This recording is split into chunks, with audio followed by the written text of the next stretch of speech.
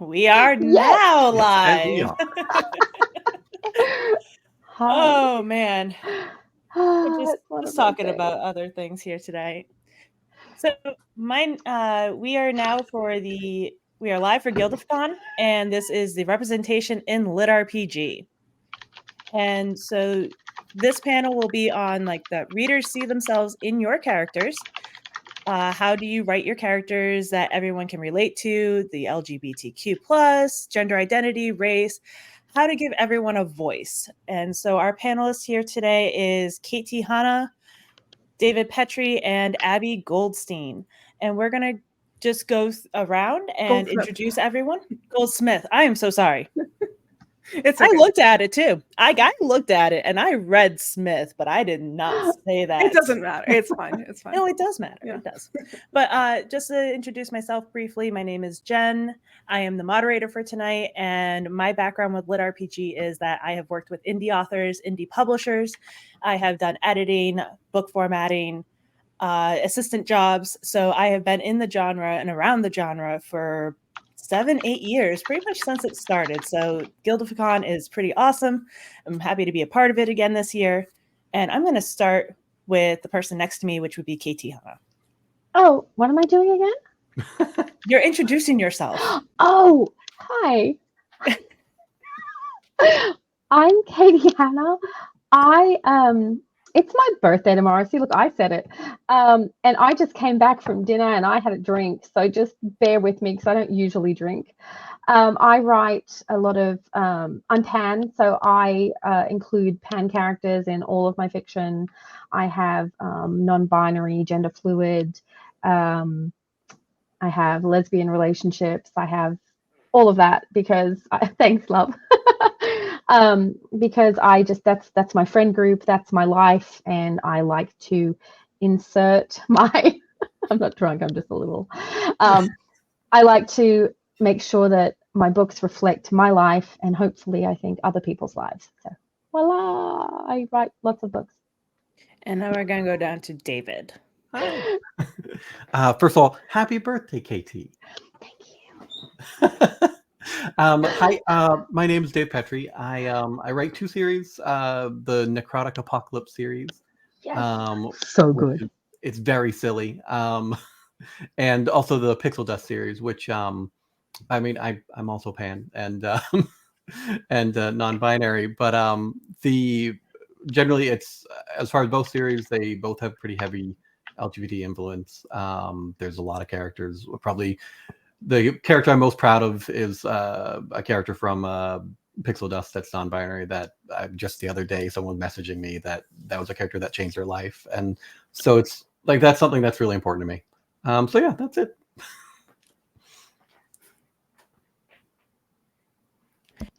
It'd be good if I wasn't muted. Yep, that helps.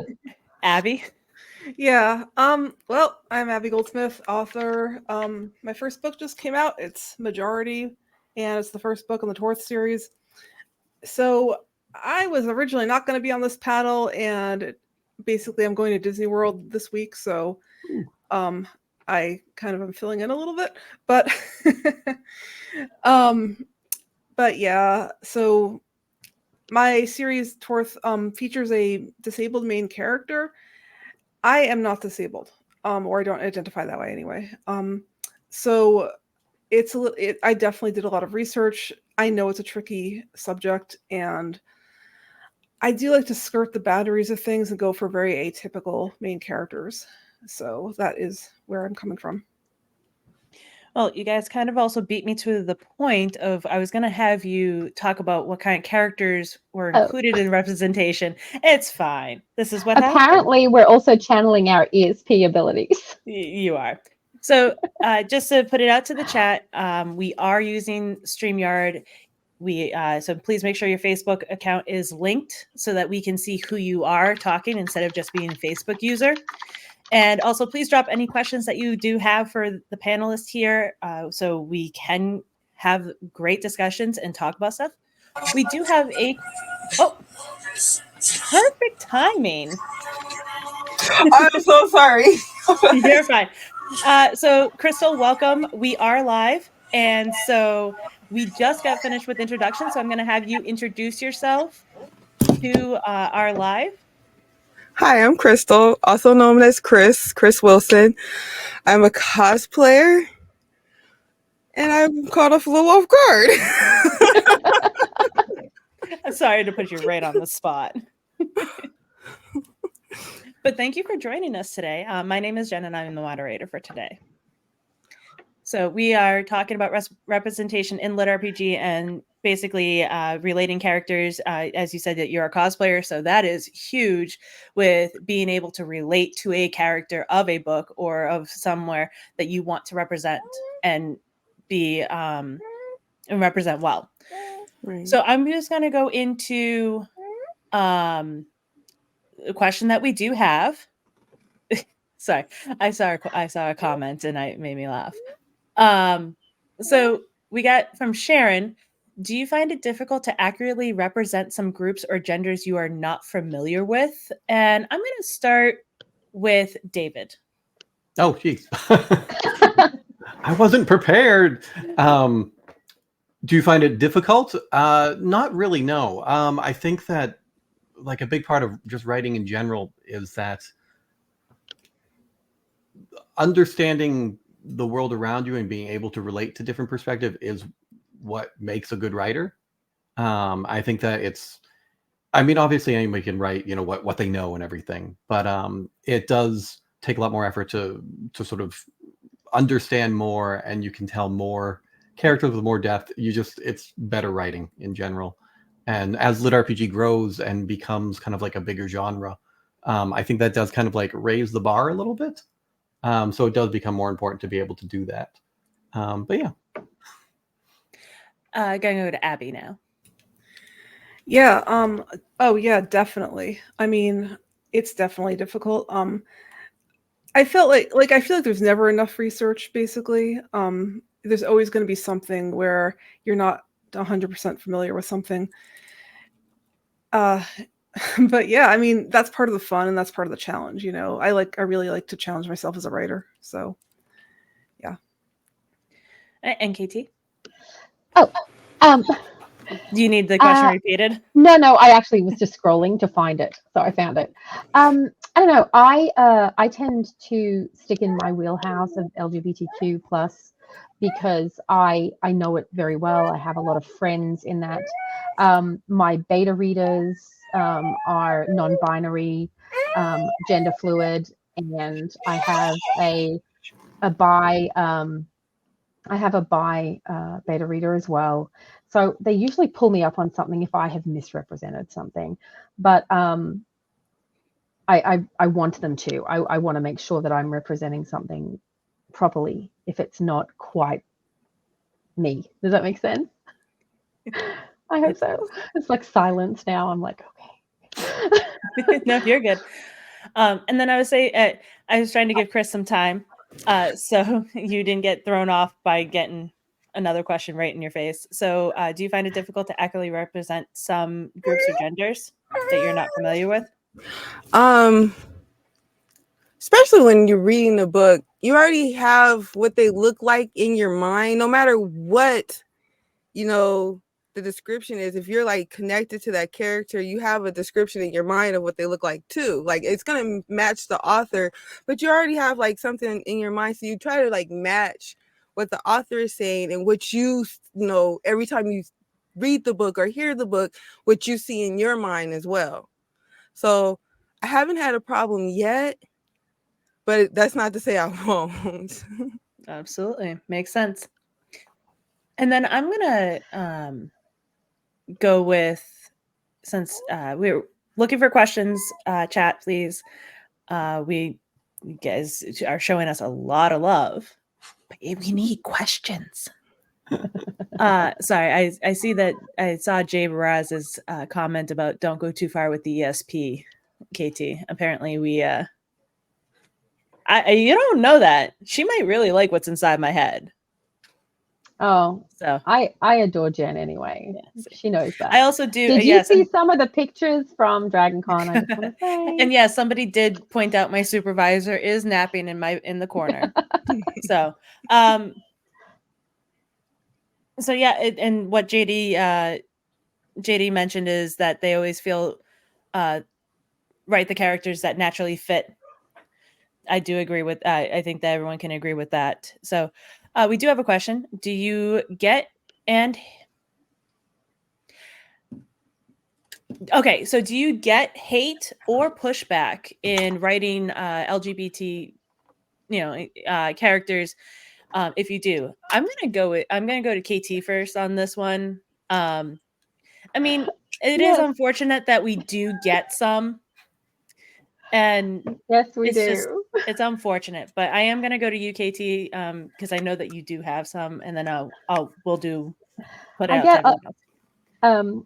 I do tend to have characters that use they them pronouns, and whenever I use that, I get a lecture on how I've incorrectly pronounced. Is it a verb?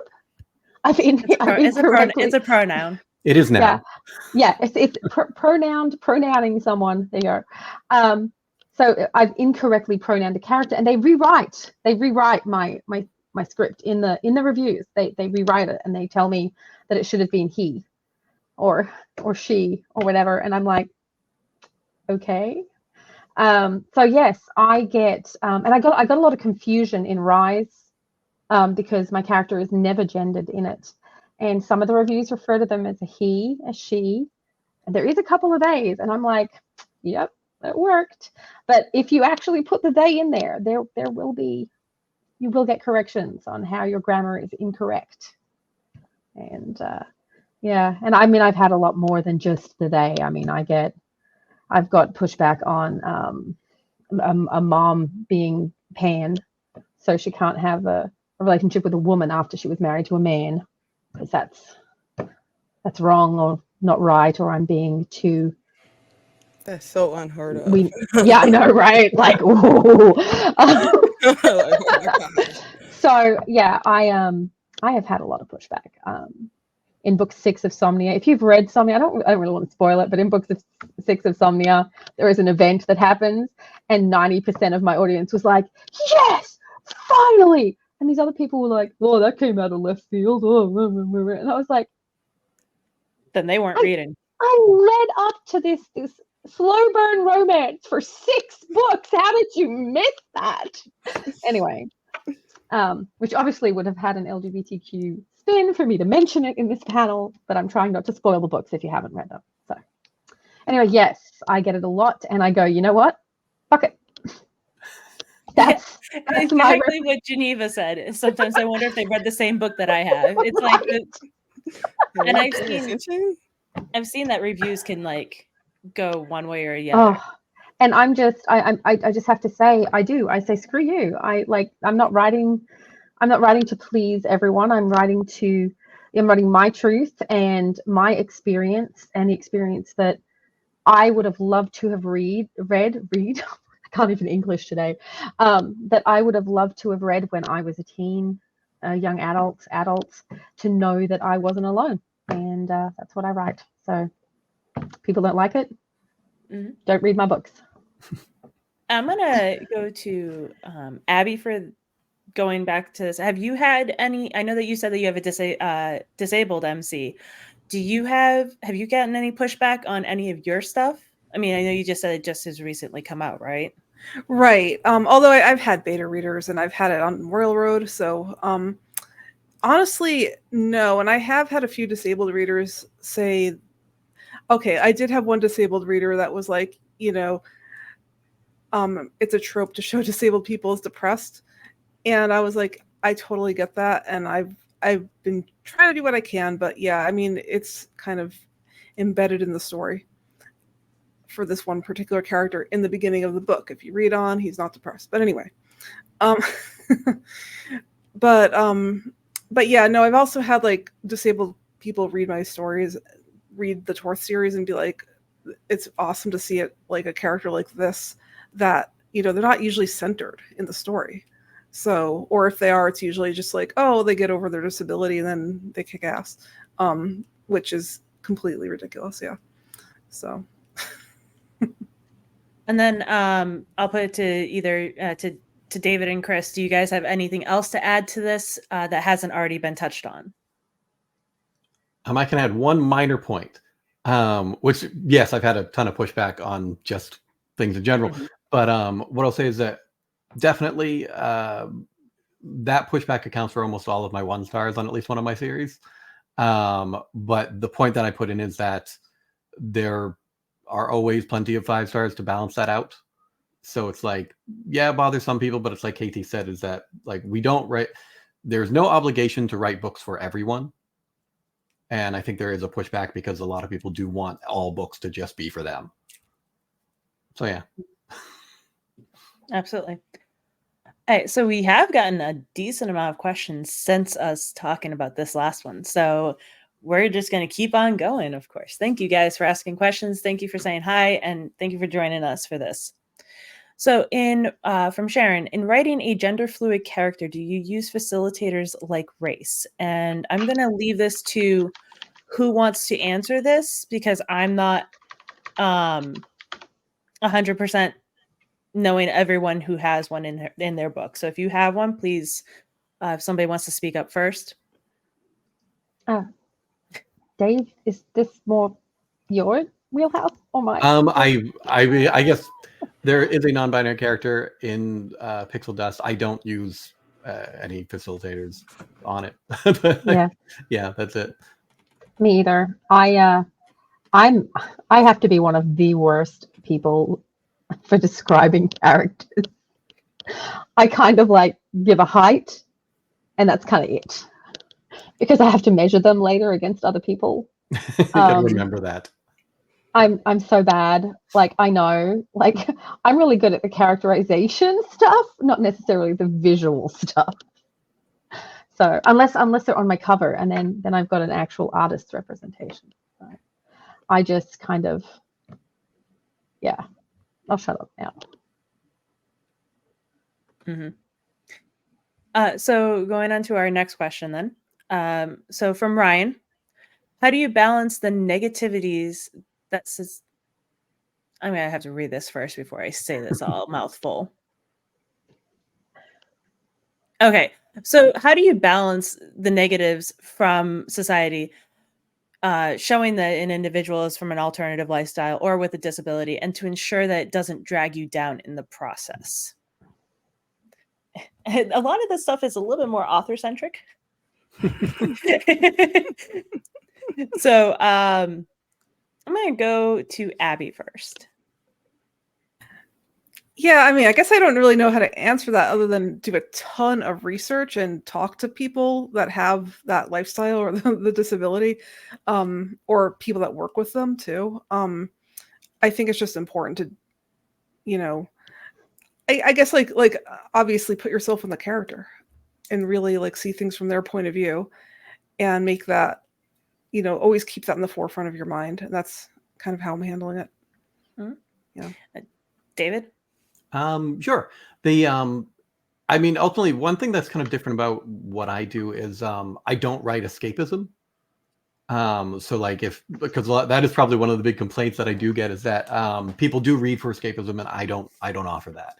I do write really fun books that have a lot of humor, a lot of action, and usually because it has a lot of fun times going, that keeps everything kind of going pretty light. But every now and then we get kind of heavy. You know, and that's just what it is. So yeah, I don't try to do anything to stop her from dragging down. It's just the book speaks for itself. So if you're looking to escape your world, don't. No. Oh, but Dixie is awesome. Everybody needs to read Dixie. Honestly, I'll push everyone. Like, always go read everyone. So, Chris, do you have anything to add? Like, I know it's cosplay, so I don't know if it's necessarily like. I mean, not really. Yeah. As far as like a like, especially cosplay, you don't really pay attention to if they're what gender they are, what race they are, because it's about the love of the character. So I've been asked, like, why did you do that character? That character's Caucasian. Did you read did you read the book? I mean, like, that character is so me. Like, so that's always been my answer. Like, it's a badass character. Like, why not? So you do You don't get let it that. get you down. Yeah. Yep. And Katie, do you have anything else to add to this?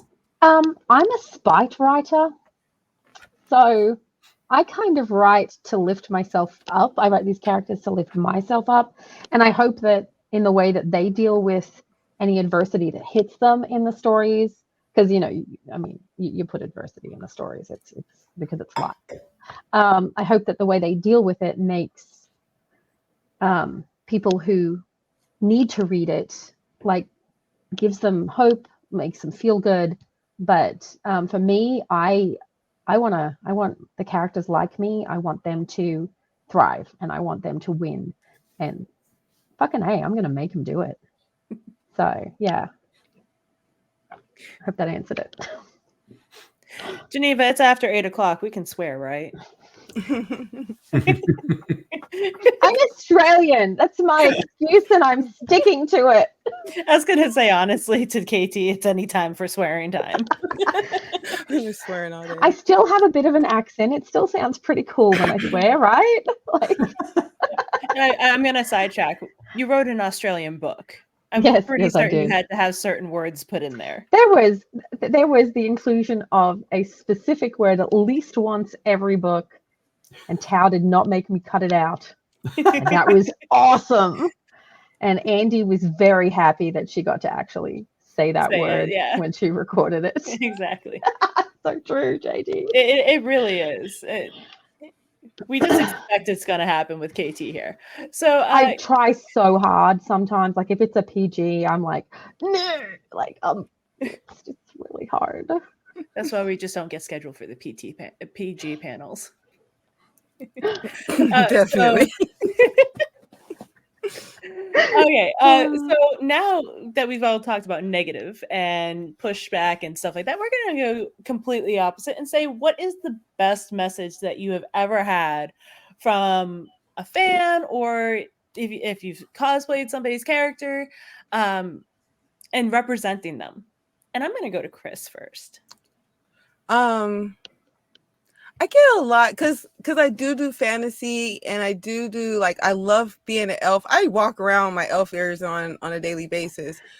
So, like, that's not normal in the Black community. So to get kids coming up to me and like, oh my gosh, and they're so excited, or have the different color eyes and that's it. You sound like all. somebody who would just be so fun to hang out with. No, I'm really kind of boring. No, but I love that stuff. I love dressing up. I don't call it cosplay. I call it dressing up. I dress up every day. There's a little kid at my job. I'm doing Spider-Man where he calls me Spider Lady every day. Like, it's great. I love it. There you go. David?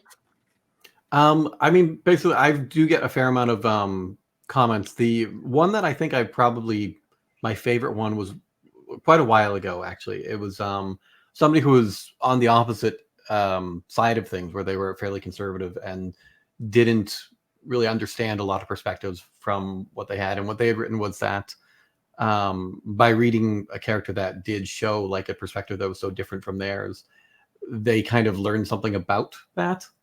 And they felt like that made them understand things a little bit better and reevaluate how they looked at stuff. And that's one. It's not just we write to. We have representation so people can see people like themselves in books, but sometimes it works in the opposite way, where it introduces someone to something that they weren't aware of. Definitely. Abby? Yeah, that's wonderful. Yeah, like, so mostly I've had people just saying they really love the character of Thomas, and these are mostly not disabled people saying that.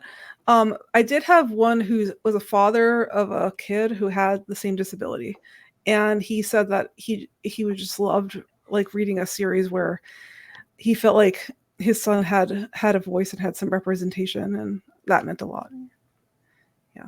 And I'm gonna actually ask, what is, we've been saying there's a disabled MC, what is the portrayed in your book? Spinal muscular atrophy, so it's a neuromuscular disease. Yep. Okay. I honestly, I was curious. Yeah. I actually have a sister who Yeah. is mentally and physically disabled, so I was just curious.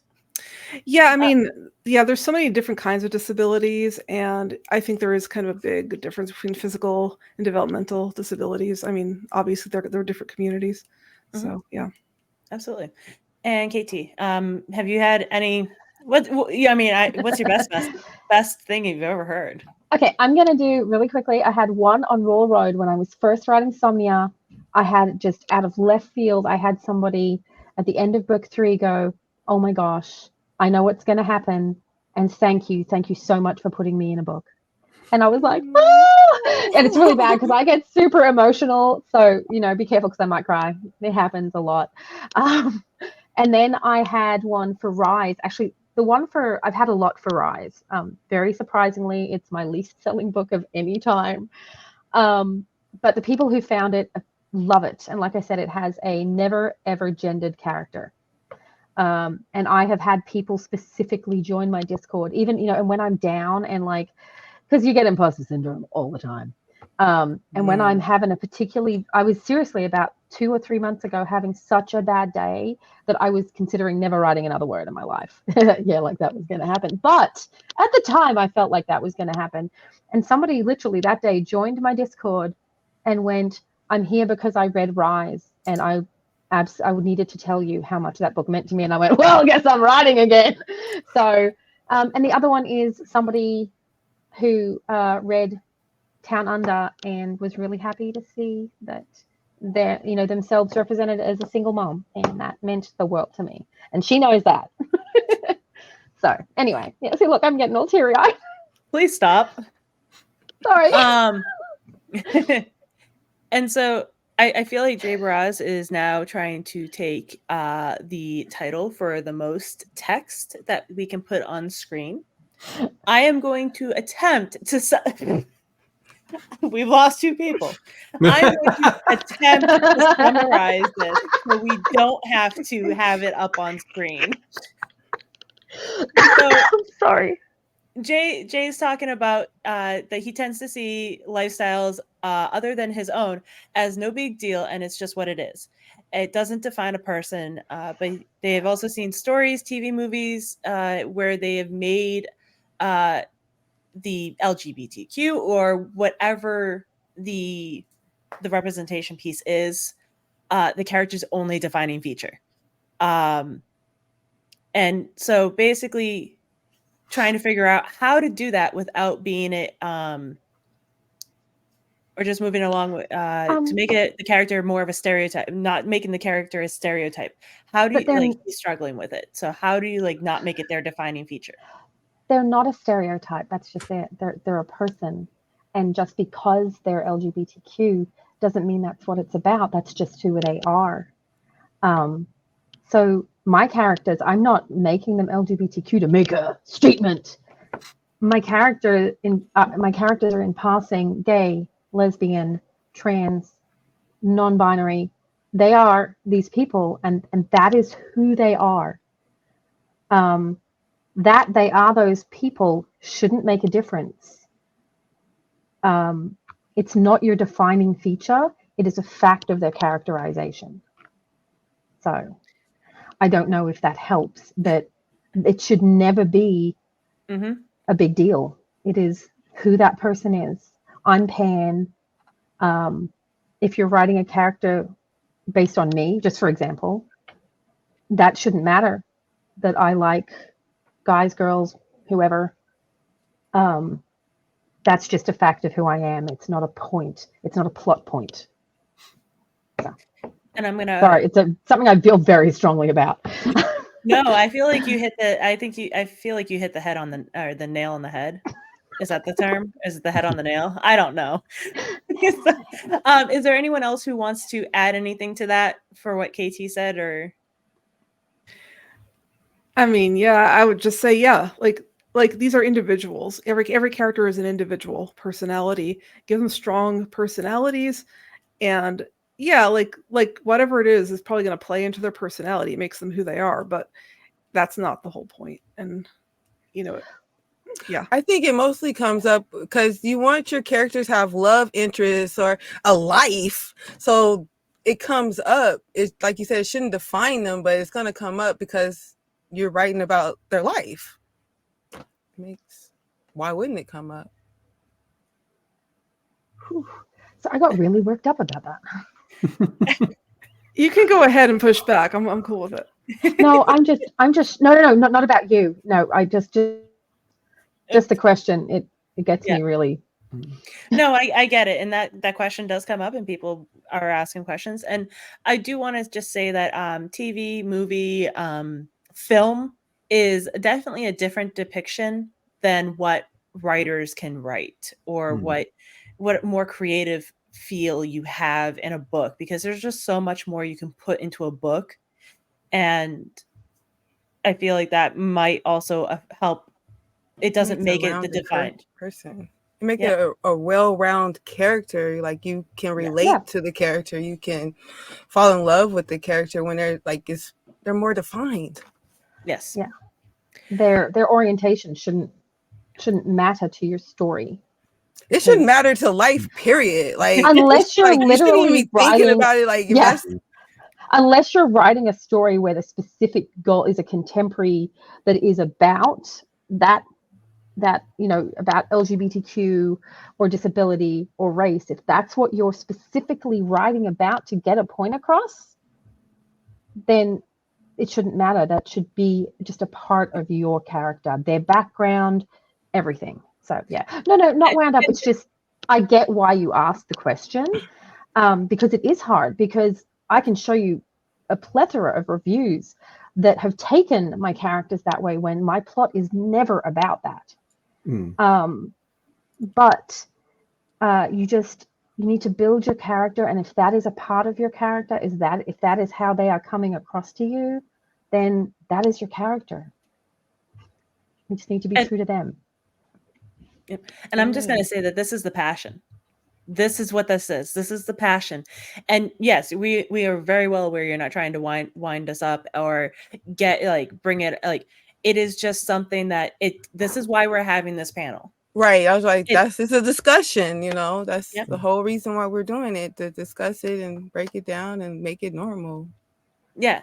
And that's the hope. I mean, that's the plan in the future, is to make this normal. I mean, starting now or starting before, that's the plan. And I love these questions. I really do. I'm going to give KT a break, and I'm going to go to somebody else for the next one. I'm going to let you have a moment, KT. Okay, so going on to Brian's question. For authors wanting to add representation into the genre, what advice would you give to them to do it meaningfully without coming across as pandering or political? I almost feel like we've kind of touched on this already, is that this is your character. This is what they are. This is just who they are. And so I think that if you want to add anything to it, we absolutely can. Oh yes, Jay, yours was definitely longer than Brian's. We're very well aware of this. I'm going to kind of open it up. Anyone other than KT, I'm giving her a break. But if anyone else wants to chime in on this piece, whoever wants to go. I mean, it's to David or Abby. Sure. There you go. I mean, firstly, just know why you're doing it. Because I mean, it does touch on everything KT said, which is 100% just right. But I feel like I've worked a little bit in other industries, like I worked in video games and things like that. And when it comes down to teams and I imagine movies are kind of having a similar problem, where we have kind of painfully undiverse teams behind projects, which is kind of a problem. So there you get a lot of things where people reduce it down to just checking boxes, which I've actually heard people say before in interviews, and it drives me insane, because that's just such a core of what it isn't. If you want to write a character that's different from yourself or is more diverse, it's about doing all the research, understanding what the reason why you're doing it is, who the character is, what are the what are the decades of harmful tropes that have been a thing. There's so much that goes into it, and basically it's about doing your job, basically. in the end, it's just about making sure that you understand as much as you can about the character and their situation. It's just the main thing is just as long as you're not writing it as basically just a random checked box, that's what it is. Granted, there's always going to be some readers at the moment you have a character that is different, they're going to reduce it down to that anyways, and there's nothing you can do about that. But so yeah, that's it. Abby, Chris, do you guys have anything else to add for this? No, I mean, I think Dave said it. Yeah, like, yep. Okay, this is really long. How do we write Brian, I think that this question's kind of already been answered. Like of the question of like, how do we write for everyone without receiving hate, or is it even possible? Because we talked about the reviews and we talked about pushback and also negativity. And I think it was just coming up is that you can't. I think you're just gonna write what avoid it. Yeah. So yeah, I mean, I'll say like, yeah, like I'm a female author writing a young main character, which I write very dark and it's adult themed. And so people make the assumption that it's going to be YA or middle grade. And that's, the cross I took on. Like, that's the burden I have to bear because I chose to do something a little crazy and push some boundaries. I think everybody makes that choice for themselves as an author. Like, what boundaries do you want to press on?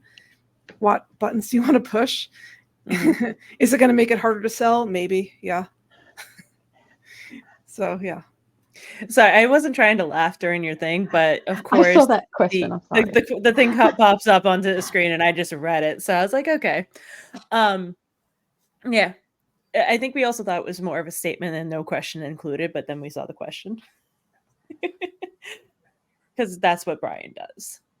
He's intelligent, and we're not. No, I'm just kidding. So we've got a few more questions, so I'm going to keep trying to work through them. Please. Also, Brian is awesome. Yes, Brian is absolutely. Throw that out there. Like, we're not saying that Brian isn't. And everything's sorry. Looked at the wrong chat. I'm sorry. I was about to answer something and it's like that's not a public chat. So I'm going to go to Kyle's question of what voice do you hope to give wrong Kyle? There's more Kyles than one. What question do you hope to give your characters that will help bring more acceptance into alternative lifestyles? I'm going to go Abby. I mean, it's the character themselves speaking for that lifestyle, I think, so yeah. I mean, I like pushing envelopes, honestly. So the series I'm writing next, I'm going to have some representation that's a little different as well. So on it goes. I feel like this chat's almost going to get away from us. Yeah, I'll let you go. No, I meant like the fact that there's this happens. The natives get anxious or restless. That's the word. Restless, anxious. Don't ask me. And so I'm sorry. Does anyone else have? I lost my train of thought. Where were we? I don't know. We were on a Kyle question.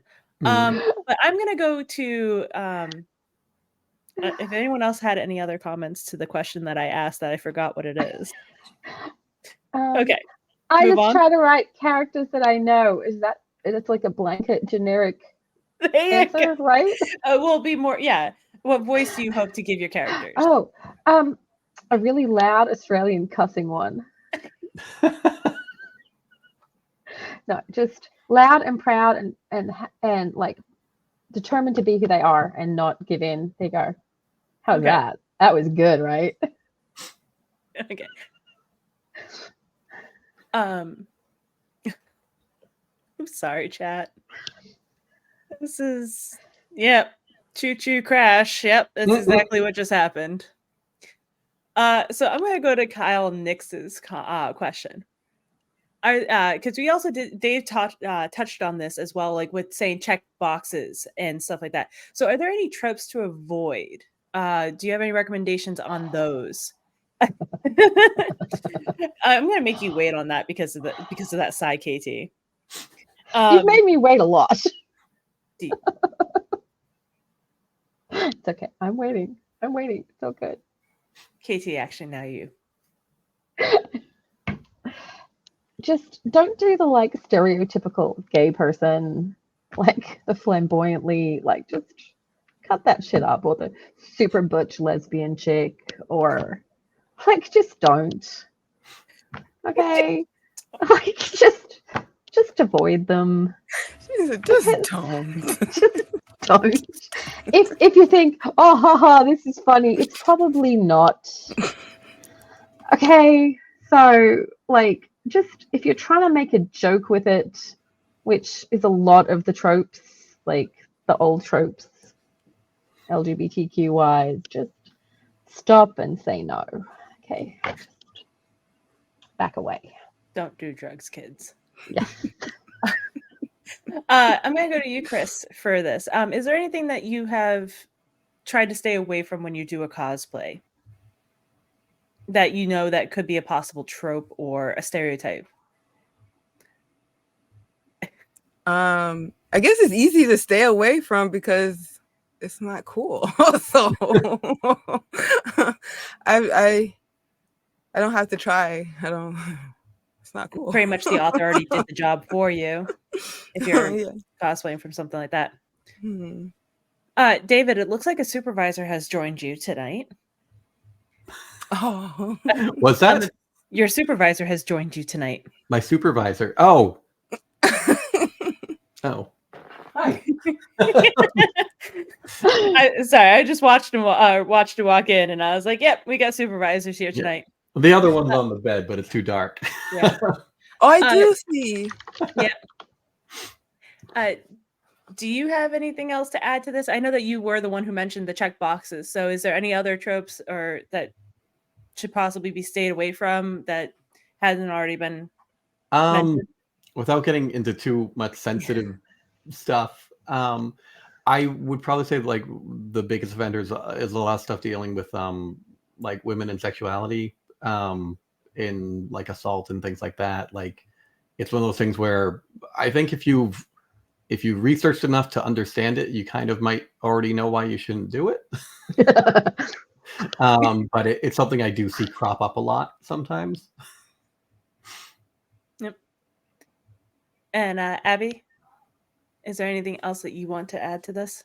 Yeah, I mean, to be honest, I avoid LitRPG that is just like abusive or like, just sexualizing and fetishizing women or whatever. I mean, but I think a lot of readers do. So hopefully. Okay. We've got a bunch more questions, so I'm just gonna quickly pull a few that might be Rapid fire. We're definitely not going to get to all of these. So please, if I don't get to your question, go to the Discord, Guild of Icon Discord, and ask your questions. The authors will be there. The panelists. The panelists will. I'm so used to like last year was mostly authors, and so now there's been a curve. It was all. Oh yeah, it was narrators too. Narrators and authors, but we definitely opened it up this year, which is amazing. Please go and drop your question in the Discord if I do not get to your question. So I'm going to go to... Thank you. I'm going to go to JD's question. Sorry, she pulled a different JD. Like, what's the future of LitRPG in your all's opinion? Shouldn't it be y'all's opinion? You all's. Your alls, your like it's not even you all. It's like there is some like. I feel like it's in dialogue, so it's fine. Yeah. Shouldn't it be y'all's all? Is it all y'all's? all y'all's thing? My father is Texan. Well, we don't know if that's Texan, then that's so what is the future in your opinion? I'm gonna go to David first. Okay. It's one of those things where for a long time, I've always firmly believed that there's a large audience that wants LitRPG that is not getting it, if that makes sense. Because there are some kind of problematic kind of reputations involved sometimes with it. And because we've all been there where someone asks what we write and we're like, oh, I write LitRPG, and they're like, oh, and that happens sometimes. But there's definitely a lot of people out there that want it. But maybe we're underserving them sometimes because we maybe do need to have more representation and more different characters and more different types of stories. So that's kind of how I feel about it. I think that we've kind of had a boom of LitRPG, and I think there's another boom on the horizon at some point. Abby? Yeah, it's hard to say what the future is going to be. I do think, from my perspective, people are looking to a little bit more escape things. So I think there's more cozy, kind of low-key wandering in. All of that, obviously wandering in is a bit old now, but not old, but it's started a long while my ago. husband. Yeah, I think that I do see a trend towards people wanting more personalized and personal stories as opposed to big, epic, high stakes. But who knows where it's going to go? Personally, I like the big, epic, high stakes and power progression. That's my thing. So I hope that continues. But yeah, I agree that more diversity and more more originality or fresher, newer takes. Basically, I think there's always room. There's a lot of room for growth. Absolutely. And like you said, there people are been changing it up now, and the whole cozy fantasy, in LitRPG as well is also starting to grow. And I don't think it's already happened, but there is going to be a panel on cozy. So that's definitely going to be something. Yeah. Okay. So it hasn't. I don't think it's happened yet. Then, right? No, it hasn't happened yet. I don't know when it is, but I know I'm on it. Yeah, and I can tell you that it's not tomorrow. Yeah, there is a panel on it. And then Chris, do you have any for the future? Do you see anything for where you see us going? How the growth is amazing. Every time I look for a new book, there's 15. It's wow, 15 that I want to engage in. So it's wow, when before it was hard to find something that spoke to me. But as far as the future, I think the representation is just going to get bigger and better, because I'm into a book now that the character, they define the character as someone else or something else, or and it's amazing. It is getting bigger. It's going to get better, hopefully. I don't know. Yeah. KT, anything else? I just think it's with the attention that DCC's gotten, and He Who Fights with Monsters and the rest of those, they're reaching beyond the smaller community we used to have. The groups are growing. I think it's all the way up. It's nothing but up. Is that right? Is that the saying? I don't know. But there you go. Yeah, that's what I mean. Yeah. I'm going to go with 2 more questions because we've got about 10 minutes left. And so I'm going to go with Sharon's question of, are there any LitRPG characters that you would cosplay or want to see as cosplayed, whether yours or somebody else's? And I'm going to go with Abby first. What about Chris? Yeah, I was like, now I'm interested. Because sometimes but especially with the authors, and when you're reading the books and you want to do the character, but you don't want to offend the author. So it's we wouldn't get offended. But Just you do it. Straight never on a bed, know. ever, You no. never know, because it's not like you have a picture of this character out there already. We just read, or we have an idea of what you say this character look like. Seriously, You don't want to email offend us. anybody. Email us, because half of us do have stuff like lying around that's been sketched out, or we've asked for artwork from people that we only share with our Patreon or something. So Okay. seriously, ask. Especially lit RPG authors, we're all pretty freaking cool. Did you like that? I You didn't guys actually are. swear. That's true. That's true. So, anyone else want to chime in on this? Of like just anything? My sewing expertise extends to being able to take in my daughter's hems. I wasn't saying that you were going to cosplay, Like, but like, who would oh. you like? What character would you like someone to cosplay? Like, this is like Sinister. yeah, I like, want somebody to cosplay my like Sinister your character. maybe one of your villains or one of the side characters. I'm attracted to more of the sidekicks. I like sidekicks. Those are my thing, because I feel like sidekicks really run the keep the story going. So it's like this. That's a great question to me. Sin is definitely the side. Oh, yeah. She's the side main piece. I'm sorry. Oh, Yeah, you can't. Rachel, Oh something. no. There you go, because I've got the stupid background on it. Oh, Yeah. nice. All right, so KT She's a made blood mage. I like the robes. Yeah, she's fucking awesome, dude. What is she he's fucking holding? again. Blood balls. Balls of blood. That's dope. I'll turn the back off. But yeah, I absolutely love her. So Who wants to be the combat wombat? There you go. There's the yes. thing of Sin. I can do that now. Like, I have a dress. Let me calm down. Let me calm down. Abby, I did try to start with you. Oh no. I mean, yeah, of course I would love to see somebody dressed up as like the commander of all living things or something for my series. I mean, maybe someday I'll see that. Okay. And David?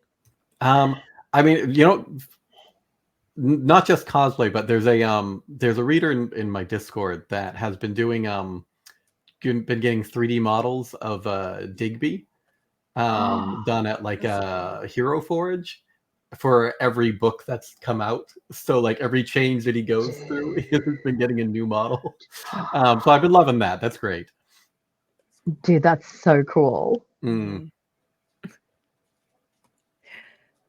Okay. And I'm gonna. I was hoping to make it with 5 minutes to go, but we have 7. But anyways, you know what? It'll give us more time to do a good wrap up. So I'm gonna start doing the wrap up, and we're gonna have a few minutes. Like each person will have a few minutes to talk. Basically, reintroduce yourself, what you are an author or what you have cosplayed as, that we would know, and then anything that you have upcoming for works or anything in the pipeline, basically. And so that's what we're going to start, and I'm going to start with David. You keep starting with me. Well, then fine. I'll start with Abby. There you go. You complained. Yeah, well, I'm Abby Goldsmith, author of the Torth series. That is ongoing on Royal Road and Patreon. First book is Majority. It's already available in Amazon, Audible. Second book is Colossus Rising. It's coming out in January. And the books are coming out every 4 months from Podium. How thick is that book? Yeah. People like a thick book. Like, they like a good thick book. Like, how many pages is that? It's close to 600. There you go. Yeah, If you guys are looking for a good book, something that's a hefty read, there you go. Nice. Listen, and thick. it's a combo of the first 2 books of the series, actually. So, but anyway, yeah. Yep. And in the Facebook chat, it looks like Geneva will be dropping the Amazon links for each of them as they probably talk, I guess. So yeah, and Sharon's like, I like thick books and I cannot lie. So that's what we, I mean, granted though, like thick and not thick, like we're not discriminating here of how thick your book is. We just don't do that here. Thwacking device. Thwack. That's the word of the night, people. Thwacking. Katie? Oh, me? Okay. Well, I have literally today gone back to my roots from 2018, which just whispers my age. Of posting on Roll Road. I posted the first chapter of it's gonna have like 15 chapters up in the next 2 weeks, but it's called Library System Reset Overdue, and it's about a magical library. Because who doesn't love a magical library, right? So, and that's on Roll Road. And oh look, Geneva's amazing. So it's about a magical library that has almost run out of power and finally finds a librarian again, and she only has to retrieve like 19,000 books. So, yeah. Only. And figure out who was trying to, kill the library, basically. So, which is, the reason there's magic in the universe. So, just that's all she has to do. That's it. Easy. Chris? Hi, I'm Chris. What I have coming up, I'm redoing my Alma costume, my Alma cosplay. She's basically going to be naked now. And then I'm working on 2 other cosplays, mashups, Nicki Minaj Batman mashup, because she's always talking about, oh, you bitches is my sons, and Batman and all his sons. And then also Lil Wayne's mixed with the Joker. So that's what I got coming up. And Chris, do you have like an Instagram or anything that we can go to see all the cosplays that you've done? My Instagram, I have an Instagram, is Chris Wilson, Chris__ Wilson. It's not just cosplays I put up. I am a weird person and I put up weird stuff. So, but I live in Las Vegas as well, and I do put up my little adventures that I go out on that you can see what you can do in Vegas. Very nice. Sounds good. I bet Geneva's probably finding that link. There we go. And I think that's we do it. love No, weird. oh, sorry, David. Yeah, Let's go to you Dave. now. So now that you, last but not least, absolutely. Yeah. All right. So just today, I am working on the second to last chapter of book 6 of Necrotic Apocalypse. So that's on its way. It doesn't go to Travis until I think like March, though. So it's a little bit of time there. But I'm going to be getting a head start on the last one after that. And I am also, I should answer this because there's like the last one? No. There's 7. No. 55. No, it's 55. 7. But yeah, the question I get a lot is people really. I have a Pixel Dust is not my biggest seller, but it's a series that has a very aggressive fan base, I guess. So I am working on book 4 of that as well. So yeah, that's where we're at. And we lost Jen. We did. We lost Jen. Yeah. We loved you, Jen, and you left us. She has been She lost her isekai. cam. I guess Oh, there I'm she go. coming in. Oh, hey. Oh, and Jen's back. Hey, sorry, It was all of us. my camera just like stopped working and like disconnected me from the stream. I was like, no, I'm not leaving the studio just yet. Sure, that was you. Yeah, No, I was trying sure. not to. Hey, you know what? Whatever. Fine, I can leave. Yeah, and like Kyle just said, I was about to plug that in until my camera decided to make me leave a minute early. Please check out the Guildificon Discord. There is the after party. Since this is the last panel of the evening, I believe. I'm pretty certain it is. Come and chat. Drop any questions that I didn't get to. Thank you guys so much for asking so many questions. I truly appreciate it. I'd rather have more questions that I can ask all of the panelists than not having enough.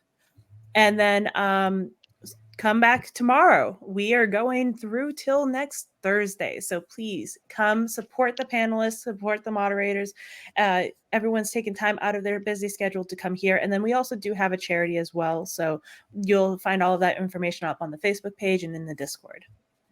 Thank you guys for joining us. Kristen. Oh, last panel, Shami is doing a takeover next. Awesome. So please go to the there's Sammy is takeover. awesome. Yes. There we go. Thank you, Geneva, for that information. All right. Bye.